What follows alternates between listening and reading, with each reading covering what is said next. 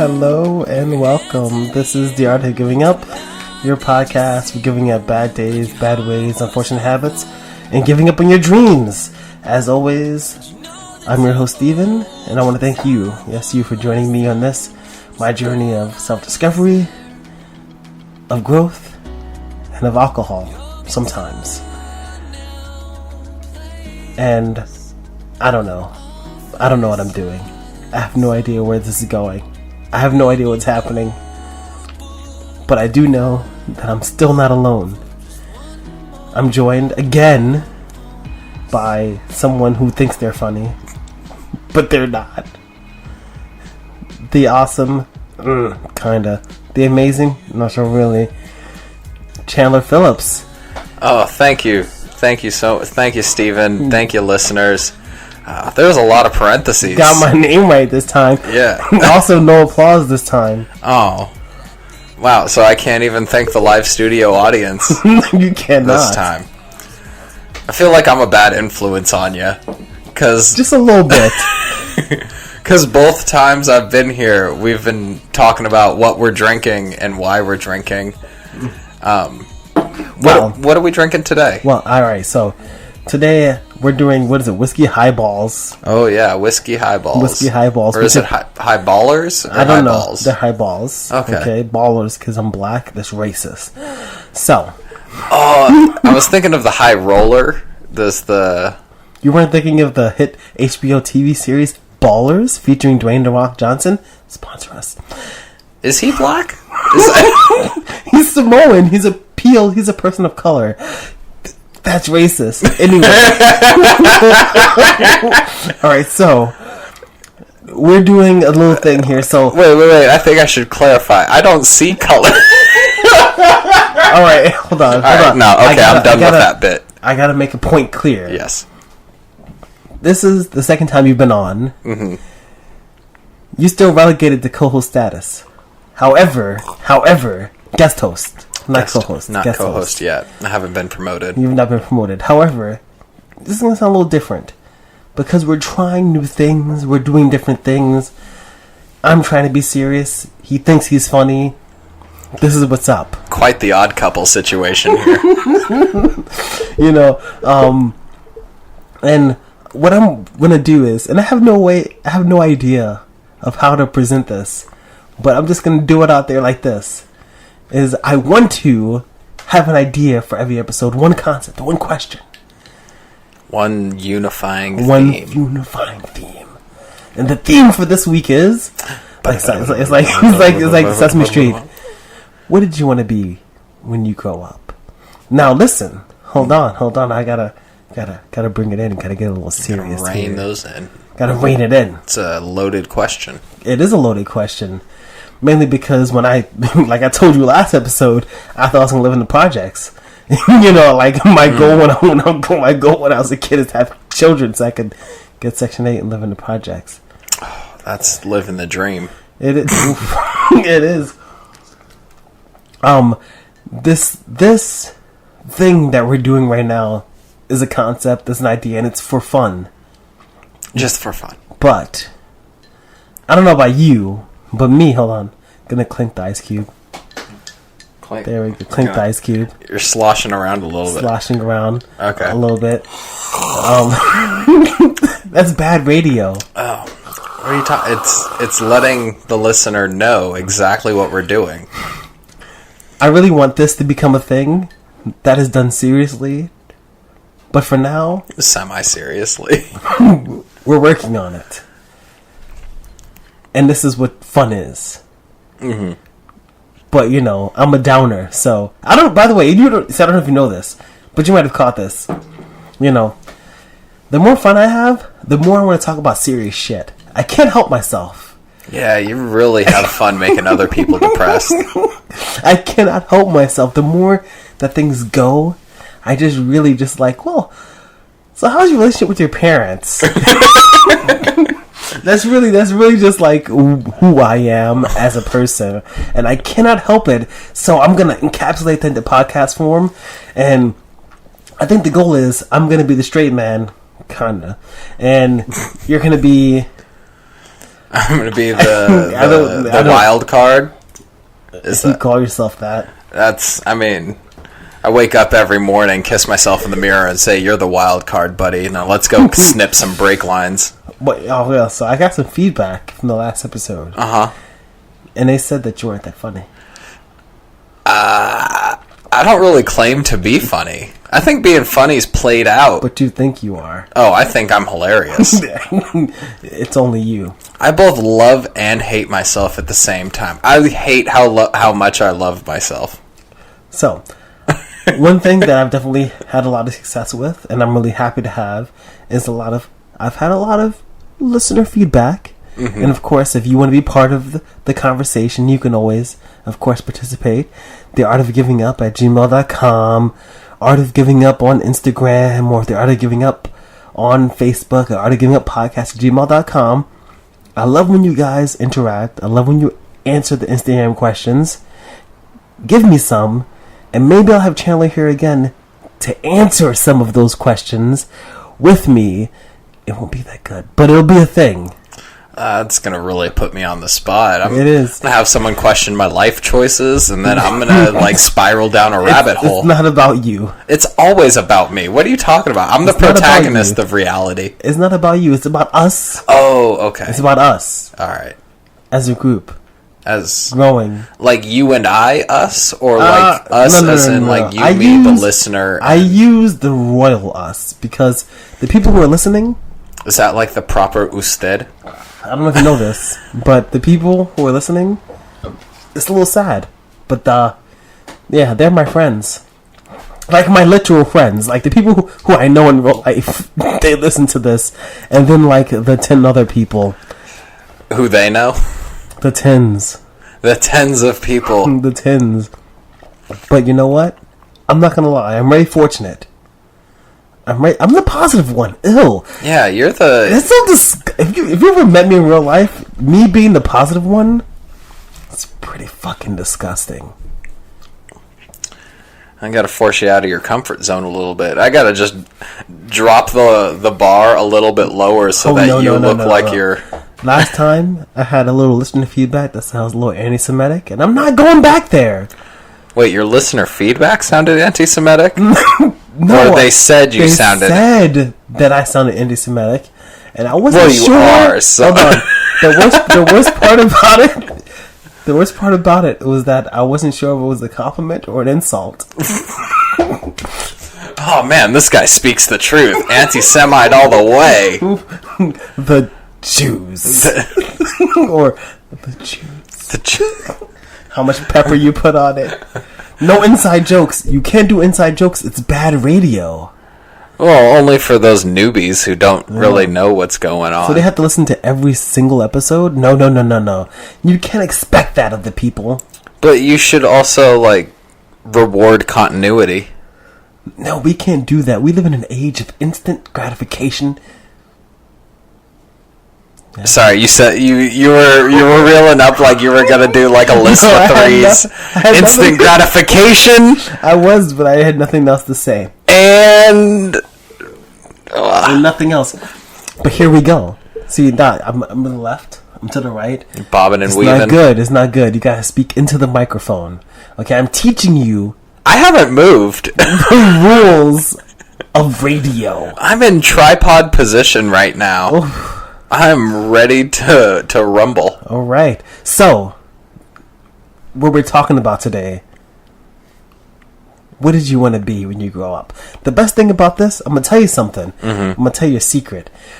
One of the issues that I've had while doing this is that I do not really open up. It's kind of a weakness. While I'm doing it, I don't really tell the stories, the tales. You don't give that little key to the inside of your heart. Sometimes, but it's hard for me because I regret the things that I've done. A lot of times, I've had a little bit of just a little teeny little. I don't know. I don't feel good about it. You don't want them on a highlight reel. I don't. I just don't. You know, I like there are things that I've done that I'm ashamed of, and I don't want to be canceled for. You know, you're the only one with the power to cancel you right now. You're right about that, but I'm interested. I'm willing to open up a little, just a little bit.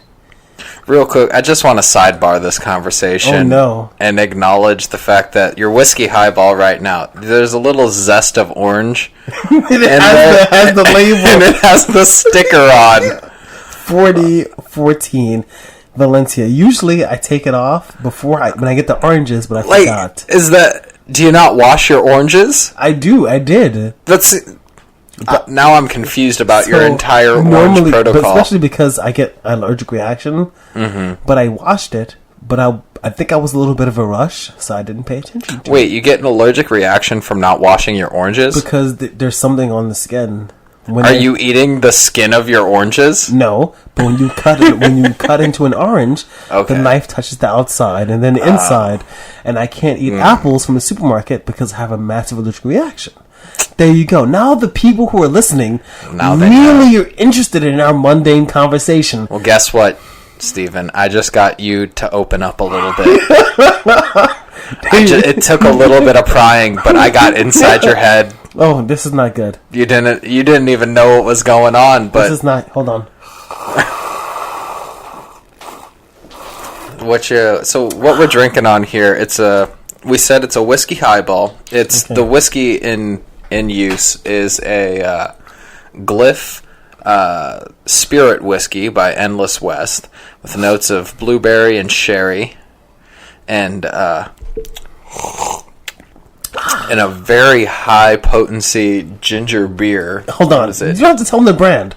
Oh. It's that brand when you go to the store in the hood, and it's the one that's like you get 2 for $1. It's that one. It's that ginger beer. It's that one. It's fucking delicious. It's so good. There's so much sugar in it, which is why it works so good. This is in a highball. This might be my new favorite drink. It's got a real kind of smoothness to it. So I'm gonna tell you something. Tell me. I wrote a podcast. Too much whiskey highballs. Too much. Too many. Too much whiskey highball. Much drunk. Too many highballs in the air. I wrote a blog, which you can get a habit at wellness.wordpress.com because I don't have money to pay for a domain name.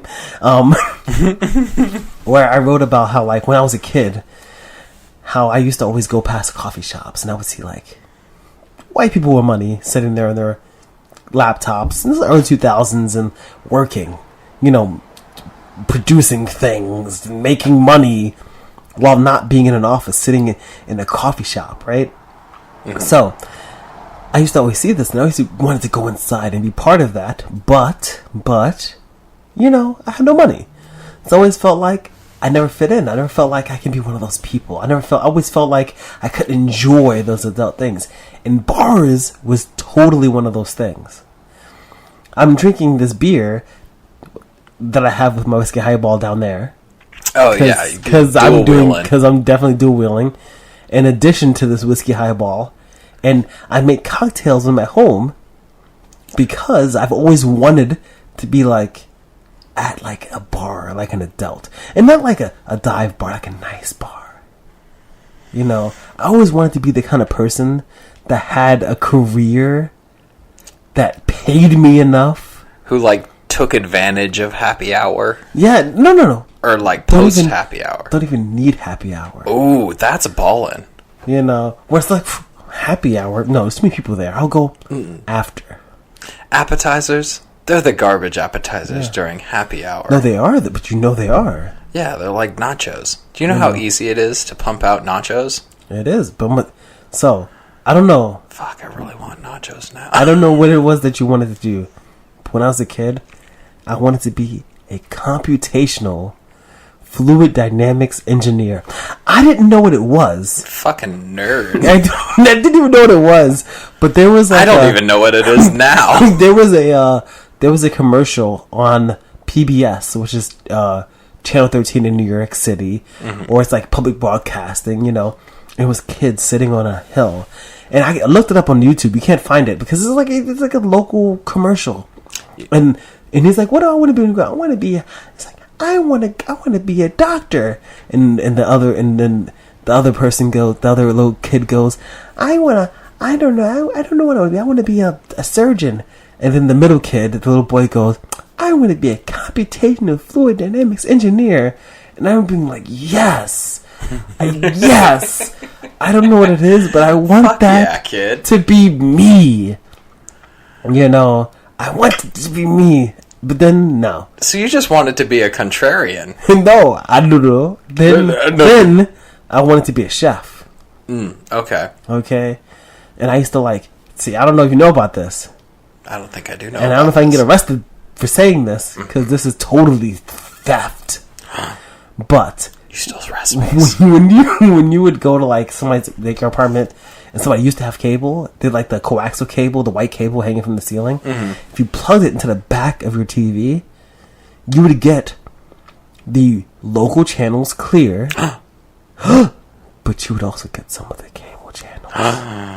And one of the cable channels was the Food Network. Oof. And my mother and I used to watch it all the time. Good Eats. Food Network. Alton Brown. Some Triple D. That wasn't before. That was pre-Triple D? Excuse me. That was a whole other era. I'm older than you. You're forgetting. That's true. I was watching Good Eats when I was still on the air. Wow. Wait, were you pre-Ace of Cakes? This is way before Ace of Cakes. This is 98. Wow. This is 1998. I didn't even know there was a Food Network in 1998. Oh, that's when it first came out. What are they talking? What kind of my concept of food different. in '98 was the same as the '50s. It was different. It was like Iron Chef, which was a show from Japan, and it was dubbed into English. Okay. What? And it was so different. It was so different. Okay. And then you had Alton Brown's Good Eats, and Alton Brown started off. He started off as doing commercials, but he loved food. Same with the culinary school. He started an educational TV show about food. He's the Bill Nye of food. He's better than Bill Nye, because Bill Nye is full of shit. Oh, wow. Shots fired. Okay, he was full of shit, okay? Even early Bill Nye? Wait, I want to know how far back this beef with Bill Nye goes. It goes back... We need to put a pin in the Alton Brown. Only 5 years. Only 5 years. You do not compare the god Alton Brown to Bill Nye. Okay? To the mere mortal that is. Okay. But then, as I got older, I wanted to work with computers. Nerd. Okay? So I went to school for that. Okay. And now I sell beer to people in sandwiches. Because I didn't become anything close to wanting to be when I grew up. Okay? Because none of that is what I wanted to be. What did you actually want to be? On radio. Oh. Because I remember in 2004 sitting in my room listening to Loveline, which, again, you might be a little too young to remember. It was Adam Carolla and Dr. Drew, and they were... This is disgusting. They were on the radio, and they used to do the third shift. Mm-hmm. The third shift is that show would end at 1 in the morning or 2 in the morning or something. And the guy who called in really liked having things shoved up his penis. Oh, urethral insertion. And I remember listening to this podcast, and they would talk about healthy sex, and little girls, 12-year-olds, would sneak into their room and call in and be like, sometimes I get weird feelings down there, or I don't know how I feel about this, or I'm having sex with this kid in school and I'm worried about this. And it's really it is great because it was so grounded.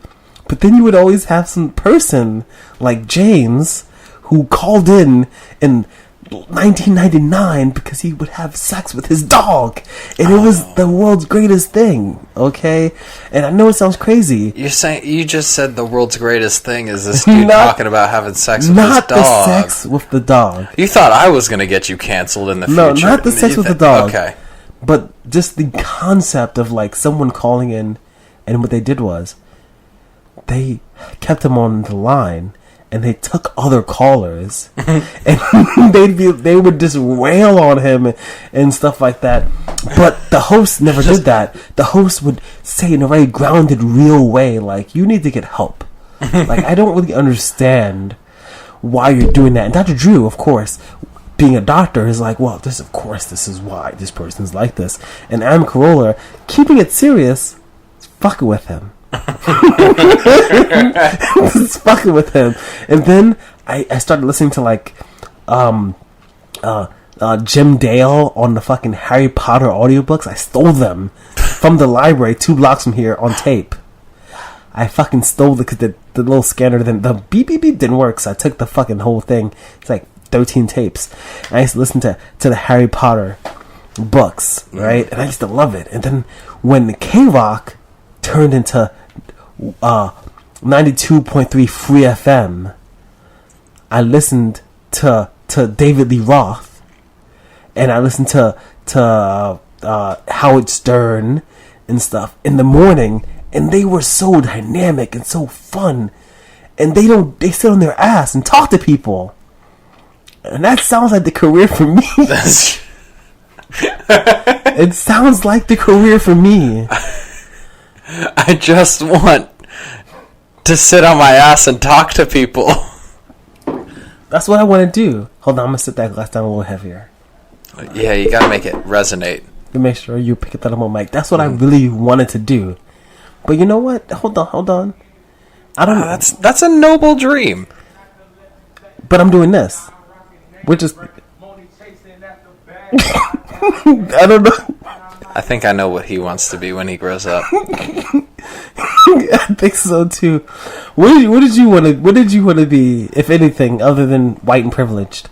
Oh well, with the it's like a. Well, straight out the womb, I was like, well, I can't wait to be white and privileged. Hold on. It's like a formula though, because like there's like a minus and it says Jewish. Yeah. Well, I mean, there's still like a. It's like one of those parentheses plus minus where it's like it could go. It's factorial, I guess. It's factorial. It's like plus minus Jewish plus white. Plus and or minus Jewish, because it depends on what the X is. I didn't say it. It wasn't me. It wasn't me. Don't look. Looks do not translate in audio. No, never What mind. did a young Jewish boy named Chandler want to be? Tell me your story. I'm getting to know you. Tell me your story. Well, so when I was real young, like between probably ages 4 to 6, I really wanted to be a basketball player. You're fucking with me. But then it became apparent that I was too white and Jewish to make it in the world of basketball. So thanks for opening up that that old wound. Nah, for real.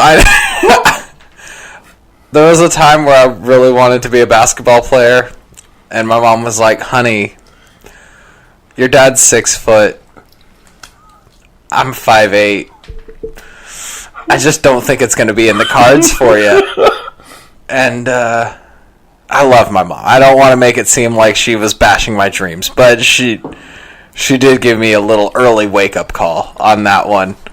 After that, for the longest time, I wanted to be a paleontologist. Like, I thought dinosaurs were the dopest shit. I mean, they still are, let's be honest. They're dragons that actually lived, and like the fact that we're not in just constant awe of the fact that dinosaurs existed is kind of a bother to me. I mean, because you can't really believe... Oh, shit. What, you gonna say you can't believe in dinosaurs? And God at the same time. And I'm such a fucking...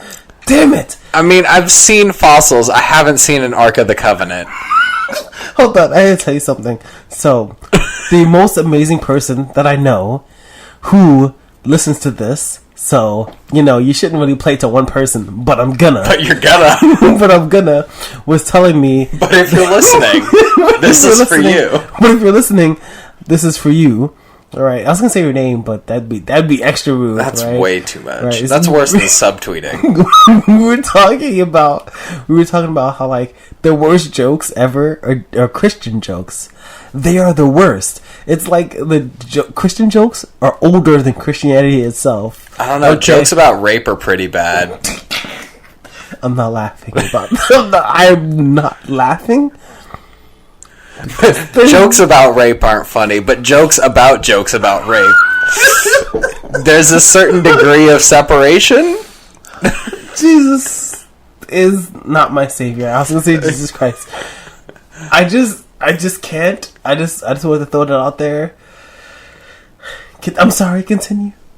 No, you were gonna say you were revving up to like you were about to straight up. No, I'm just saying that, at this person. No, I just because I was gonna make a heavy Christian joke, but I realized they're not funny. You're supposed to punch up, and Christianity is on its way down. Yeah, it's kind of not. It's not fun. It goes from like fighting the system to like beating a dead horse. It's like, oh boy, God isn't real. Oh shucks, it's not really a fun thing. It's so edgy. Oh man, existential nihilism ain't as hip as it used to be. You know, but all jokes. I don't know. I don't believing in God and dinosaurs at the same time just seems kind of contrary. Just a little. Well, see, here's the thing, though. I seen dinosaurs in Jurassic Park, and I seen Passion of the Christ, and I felt worse about when the dinosaurs died. I am not acknowledging this. So you want to be a paleontologist, okay? Yeah. Okay.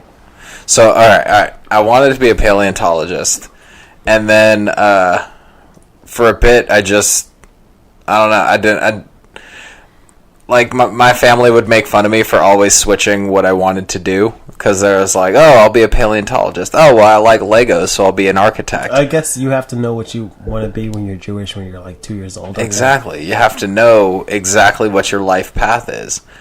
And, the first time I did comedy for an audience was in 8th grade at a school talent show. Can I just say, you've not done any comedy this entire time, so... Well, you want to know why?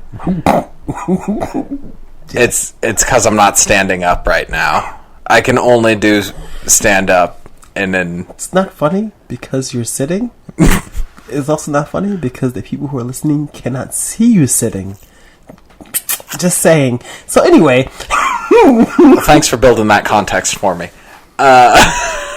In 8th grade. So I don't know. It hasn't ever been like, oh, I want to do jokes and make people laugh, but it's more of just, this is something I'm good at. I might as well see if I can make money at it, and if I can, that's cool. If not, then I'll find something else. Actually, now that I think about it, there was a pretty solid time where I wanted to be a pastry chef and make cakes, cupcakes. I got pretty good at that for a bit. I made one that was a tuxedo cake made with marbled cake batter. And it came out pretty neat. I was very proud of myself. And then it was gone within 2 days. And all the work I had to show for was just eliminated. And so that whole lack of gratification just wasn't sitting with me. You could have been the Ace of Cakes. I watched Ace of Cakes religiously. I fucked with fondant, and I hated eating it, but fondant is pretty disgusting. Fondant is it's like auto-tune for cakes. So do you find fulfillment in like doing comedy sometimes right now? Do you think that you're really doing what you really wanted to be when you were an adult? I've never really known what I've wanted to do. And I find it not upset. I'm jealous of people who say like, "Oh, I've always wanted to be a doctor. I've always wanted to be a cop," or like they've had those just life missions of "I've always wanted to go into this business." And I'm like, "Well, fuck you, man. why should you get that kind of direction in your life?" And I'm just here sitting, having no idea what my next step is going to be. So I have no strategy when it comes to pursuing my interests. I'm just an eclectic mix of hobbies. So I think, now again, I'm a little under 10 years older than you. I feel so old. That's damn near a whole generation. But we're the same in that. And I think that's because we kind of grew up. And I got into an argument with someone about this. After 2007, everything changed. Okay? That's when the Fire Nation attacked. The iPhone did a lot. Bringing portable technology like that into your pocket changed the world. And even just before that, in like 2004, 2003, with DSL and internet, my generation and your generation changed so much before the generations before us, where we were exposed to so much and we had so much information and knowledge. We wanted to do so much and do more. And there was kind of a possibility of you doing more from your youth. You know nothing about dinosaurs, but you could have found out about more about dinosaurs. Now, time out. Wait a minute. Let me put some boom in it. All right. There was a time where I took dinosaurs class in college, and for a solid 3 months, nothing else mattered but memorizing dinosaur family trees and dinosaur facts. And on that note, I accomplished my childhood dreams. So the class is not dinosaur class. What was the class? It was dinosaurs. Is that the name of the class? It was Earth Science E6 Dinosaurs. Sounds pretty fun to me. Oh, it was the shit, my dude. But listen, you realize that like our generation is crazy. Like my generation, you're the next generation. Wait, what? Are you a millennial? I'm a millennial. You're a millennial. And I think technically you're also millennial. Yeah. But I think you're like closer to Gen Z or whatever. I don't fucking know.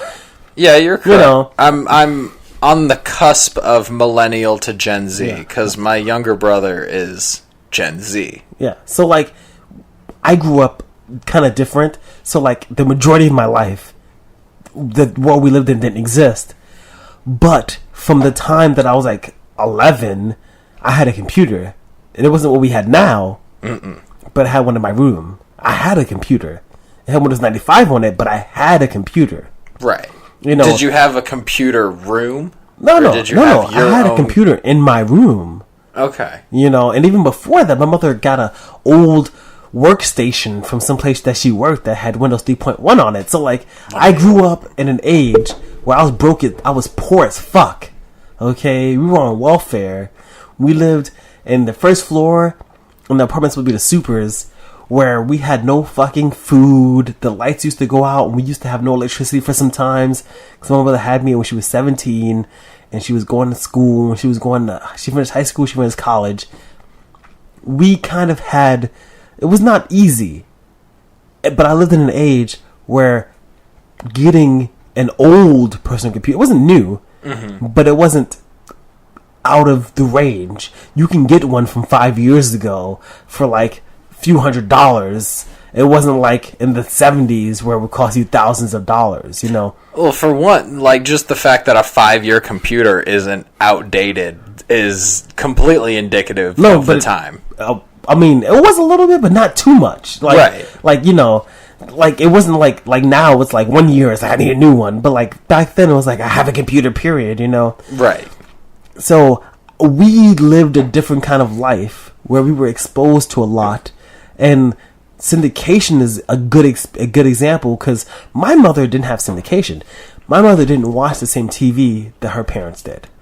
But I watched the same TV as my mother did because things were syndicated. And you might be 9 years younger than me, but you watched the same things that I watched because they were syndicated.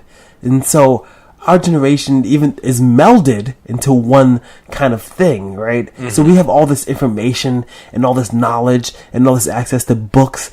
So we just kind of are really eclectic in what we wanted to do. Before, you wanted to do what your father wanted. Right. You wanted to do what your mother. You wanted to do what your mother did. You followed in a set family lineage. But now, and before, you're just bombarded by things and options and opportunity. And you see things like, I listened to Loveline, and Loveline had Carolla, who didn't get into radio until he was in his 30s. He couldn't read.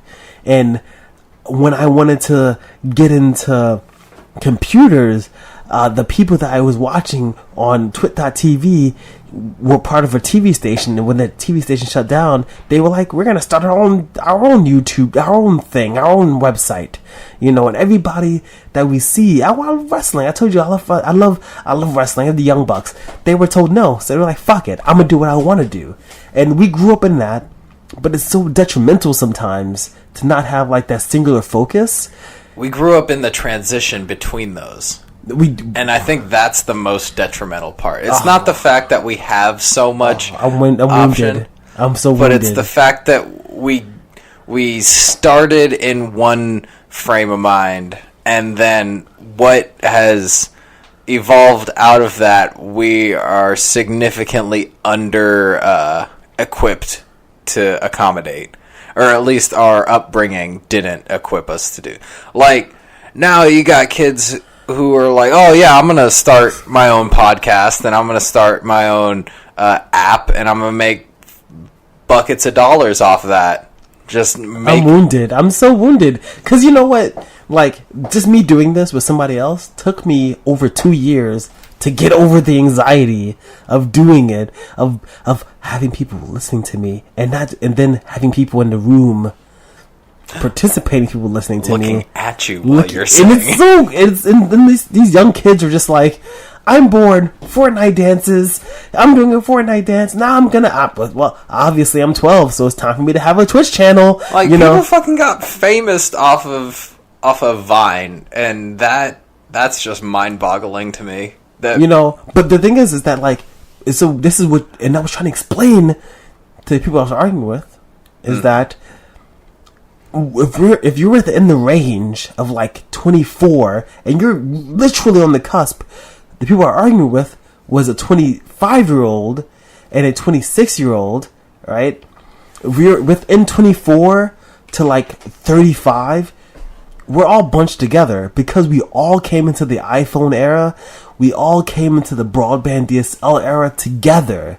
Mm-hmm. You know what I mean? That's why I'm not trying to shout people out that I know in the Bronx at Fordham Road, but I'm just saying that's why I know lots of 20-year-olds who were dating fucking 14-year-olds, because everybody came up and they were all. I know a lot of people. It's a whole thing. It's a whole story. I'm gonna give you the whole story one day. But that's how I met. And that's how I met my sister over there. One of my closest friends. Because you come into a transitional period where everyone is kind of experiencing this thing at the same time. You have a 19-year-old coming into the world and understanding and experiencing the internet at the same time as 14-year-olds. That's a big thing, because this is a big social media thing, and the information age really didn't exist before 2007. People are like, well, the internet existed, but it didn't the same way. Right. You know what I mean? It didn't. Like when I was in high school, watching videos on tatu.com because I liked all the things she said and stuff, and Google was still in beta, and I had Pandora as a beta account, that's totally different than like in 2007, where MySpace was a huge thing. We had all this access, and the things that we wanted to do were so influenced by what we saw, but we didn't know how to take advantage of the tools, and also the tools I had. You've heard of Stickam.com? No. You haven't heard of Stickam? Was so big. Stickam was huge, but it's shut down now. It shut down like 3 years ago, finally, after being defunct and not really used for 4 years, But what was it? It was, think YouTube, but like a social media. Huh. And it was so big, These things existed, but I came in, and you also, but it was you a little bit later than me. These traditional people, all these websites and all these things and blogs and things, and by the time you were old enough to, YouTube became a thing. Right. You know, and YouTube became a thing for you at the same time as me, you know. So people only just now started being like, YouTube stardom is a thing that I can really do. Right. Like when we were first introduced to YouTube. Growing up, I'm older than you. Yeah, I'm listening. I don't know. I'm still growing up, so yeah.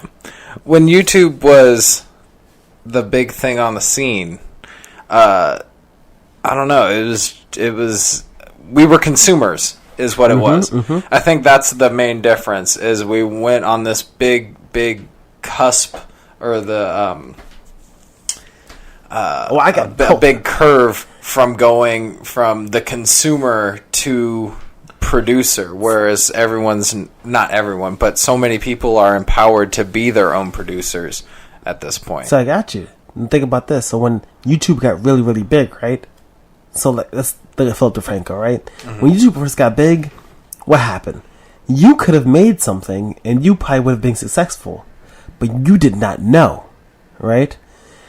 I was a little older. I knew about it, right? But I was busy trying to get my first apartment and stuff like that, and young. But by the way, when I say my first apartment, I mean like living with my best friend because I was gonna be homeless and stuff like that. Like I was still young. I wasn't independent. You know what I mean? But when you first got into YouTube, there were already creators. Yeah. When I first started seeing YouTube, there weren't creators yet, but I didn't have the means to create. Right? You know, and then I blinked and you see Philip DeFranco, right? And I blink and now it's like 12 years later and you still have the same Philip DeFranco and PewDiePie and stuff like that or whatever.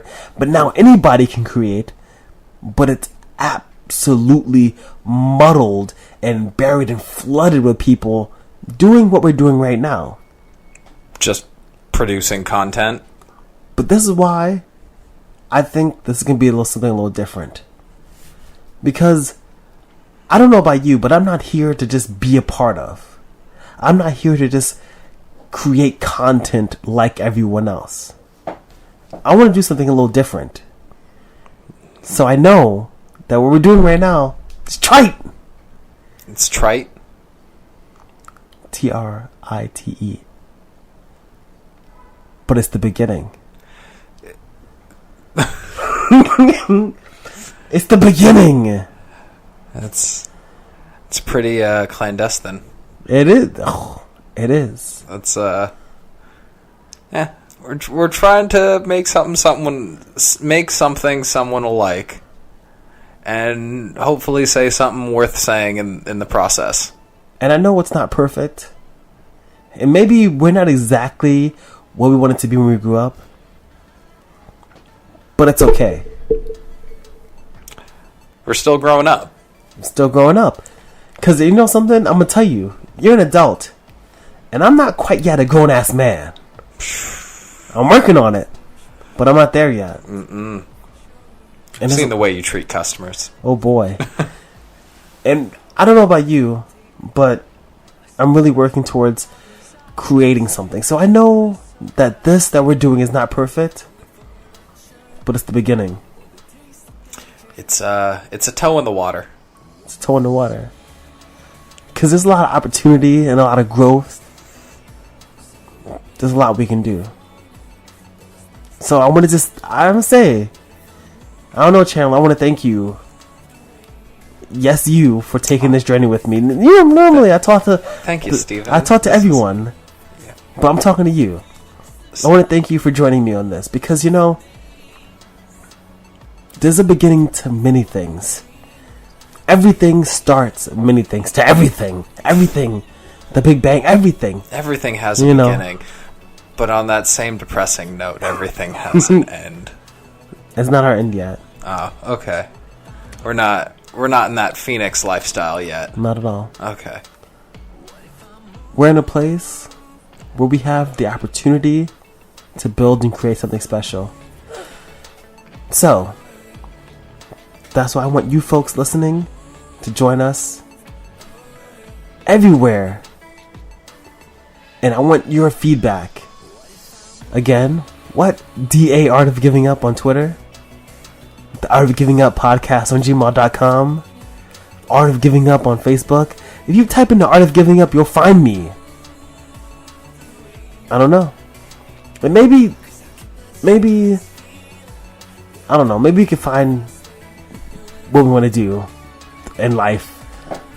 I don't know if this is what we want to do. And I mean, I'm not against just drinking whiskey and talking into a microphone as what I want to do when I grow up. That sounds pretty nice. It's easy money.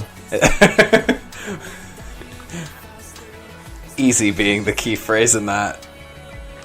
But that's it. I want to thank you. Seriously. This is something that I don't know we could have ever imagined. So, like always, and as abruptly as always, we want to wish you well and love. And of course, like always, we're always striving for, reaching for one thing and one thing only. What is it? Dinosaurs. Peace. Oh, peace. Peace.